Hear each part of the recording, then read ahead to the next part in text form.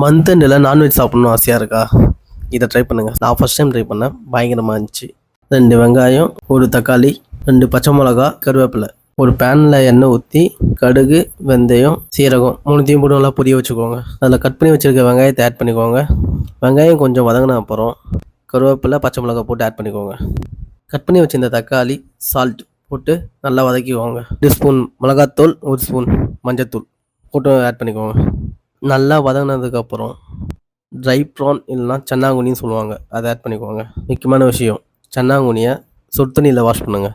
ஒரு lemon size புளி எடுத்து தண்ணியில் கரைச்சி அந்த தண்ணியை ஆட் பண்ணிக்கலாம். அவ்வளோதாங்க. நல்லா கொதிக்கட்டும். சுண்டி வர அளவுக்கு வெயிட் பண்ணிவிட்டு கொஞ்சம் உப்பு ஆட் பண்ணிவிட்டு சாப்பிட வேண்டியது தான். நான் ட்ரை பண்ணேன், செம்மையாக வந்துச்சு. நீங்களும் ட்ரை பண்ணி பாருங்கள். அப்படியே ஃபாலோ பண்ணிடுங்க.